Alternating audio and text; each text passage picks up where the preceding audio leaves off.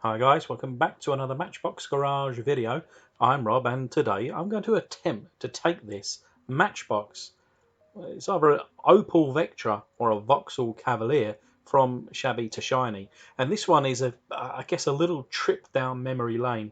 My third car, and I must admit I've had over 70 cars, probably up towards 80 cars now. But my third car when I was 17, no, perhaps 18 years old, was a Vauxhall Cavalier, and it was a 2 litre, albeit an 8 valve, and it was the Diplomat.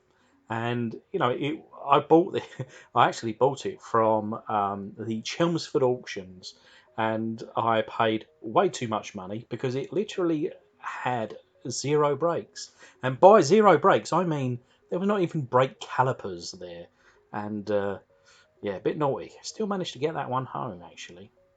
But anyway, a couple more stories down the video. But obviously, generally the first thing I do when I, of course, show the video is tapping down, drilling down the centre of the holes and giving them a tap and obviously removing the flange. And you can see here, even whilst using some 3-in-1 oil on my 1.4mm drill bit, I still managed to snap my piece in the hole, and that just is never coming out. The I guess the material of the drill bit is so strong that I'm not gonna be able to drill it out. So we just kind of go with a different method, just with the 4mm today, and we'll just simply remove the flange. Don't know what that is. Bit of wood, I think. But yeah, she does read underneath here, Matchbox Vectra stroke Cavalier, and this is the GSI 2000. So this would have had the what we call the red top, 2 litre 16 valve engine, 150 horsepower if I remember rightly. And I'll tell you what, it's worth a few quid today, these cars, especially if you can get the very top of the range, the 4x4 turbo. And when I guess when I was able to get one, perhaps I just didn't really like it. I thought it was a bit rubbish, or maybe a bit too old at the time. I wanted something newer. But of course, now I'm at the age where I would love to own one of those. But yeah, as you can see, I've only removed the flange, and actually the base snaps on quite nicely, so we don't need to worry about that too much today.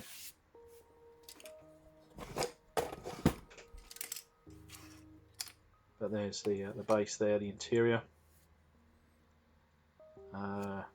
Little mothball there. And a pube. Beautiful. But yeah, let's take off these wheels. Do you know what? I don't mind this. These kind of 80s stroke 90s style of Matchbox wheel. I'm sure they would suit some cars, but I mean the interior here. This was actually the very same colour as the Vauxhall Cavalier that I had. Same colour, so it brings back memories, and it does look the same shape-wise. I will add a couple of little bits. I guess the theme of this one would be what I wanted to do and where I wanted to take my Vauxhall Cavalier from the early 2000s. I mean, it was probably a 1997, 98, but I owned it in around 2000 and 2002, 2003 perhaps. I actually tried to sell it back to the auction with £100 starting, and it didn't sell. It reached £90, and I actually gave it to my parents.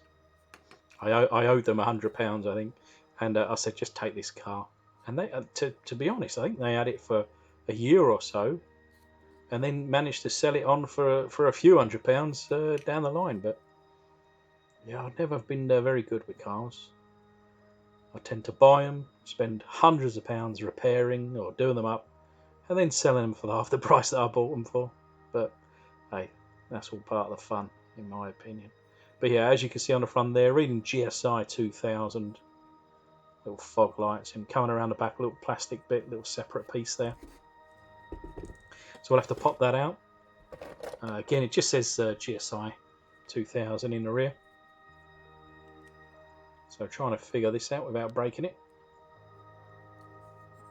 But yeah, kind of concerned about the brakes. I think I had, well, I think on 3 of the wheels it had calipers. On 1 it was totally missing. I think I was missing 2 discs. I think I was missing brake pads. I tell you what, the handbrake worked though.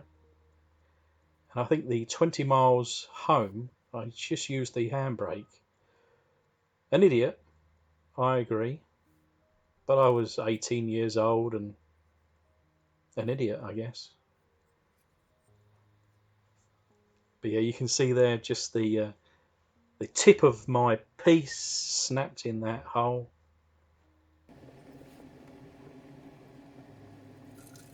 Got onto the hot dog jar here, covered in boiling water, and then in comes a tablespoon of caustic soda.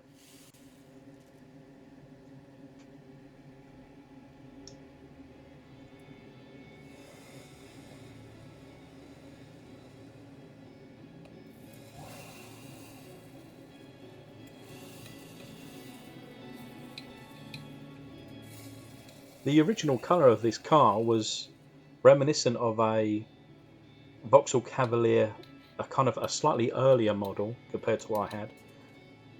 But growing up when I was perhaps 15, 16 years old, and in the family we had a Cavalier this colour, and it's probably what prompted me to one day want, just a few years later, for my 3rd car, my very own Vauxhall Cavalier. And I still am a massive music fan, and I filled the boot up of my Cavalier with subwoofers and amplifiers and 6x9s and all sorts. Probably annoyed the neighbours immensely. But yeah, cleaning up the plastics here.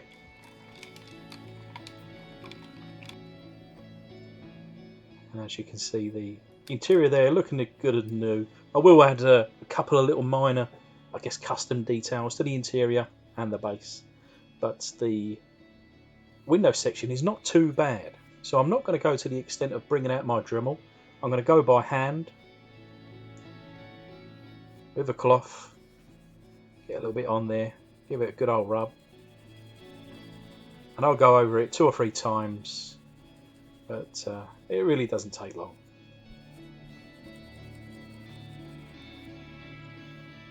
There's the first pass, and we'll go over that a couple of times.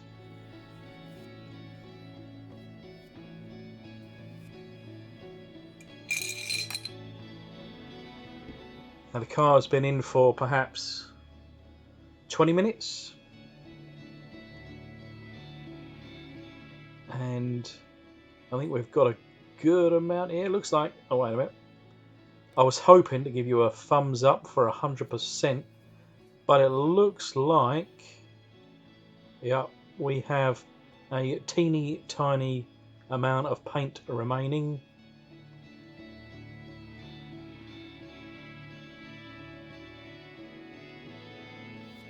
Never mind.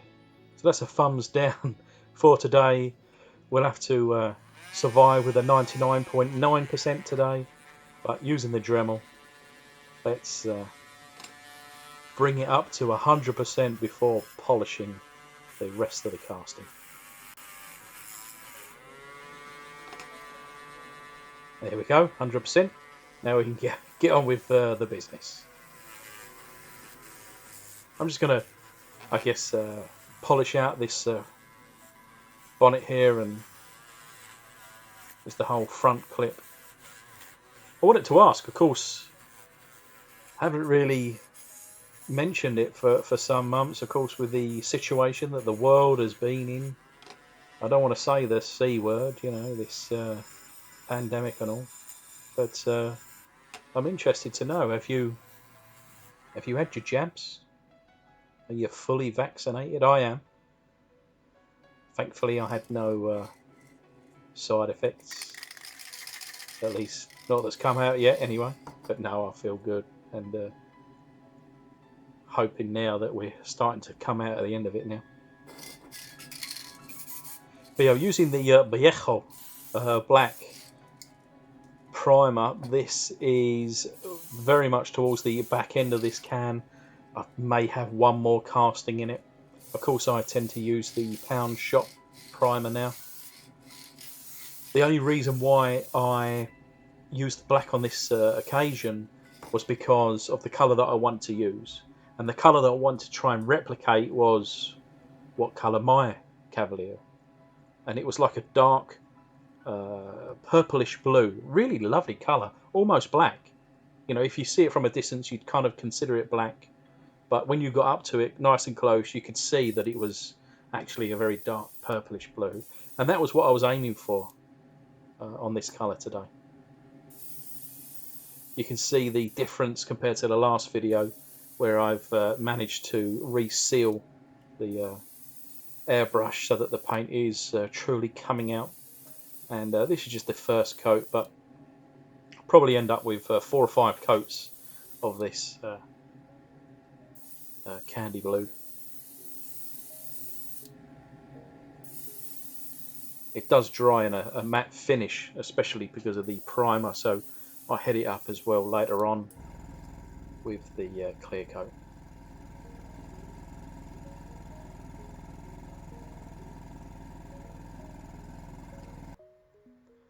So it's now the following day. The clear coat is dry. I added some, you can kind of see the difference between the, I guess, the clear plus the underneath where it's not. Added a couple of little chrome details, and then I chromed out the rear lights, and then I went over it in the red candy. You can see on the interior, just simply a little chrome gear knob there, and then a black leather steering wheel with chrome insert. Of course, you've got the full custom exhaust there. The window section polished all the way around. And then we're going to set it off with a nice set of 6, they call it a 6 lug, not like 6, like kind of a 6 armed wheel, something like that. Anyway, this is what she looked like before, and this is what she's like after. So I think colour wise it's very similar to the car that I had, if only my camera would focus. But this is what I didn't have. I didn't have the low, and I didn't have the wheels. Mine was very standard, but this is, I guess, what I wish I did have. And I think stance-wise, this is spot on. It's perfect. I like the rear wheel where it's just slightly kind of tucking inside the rear arch. You know, it is going over the rear tyre there just a little bit. At the front, just a little bit higher. Gives it a good amount of turnability. I think that's a word. But yeah, just a little chrome detail at the front there. A lovely car that just reminds me of 20 years ago, my youth.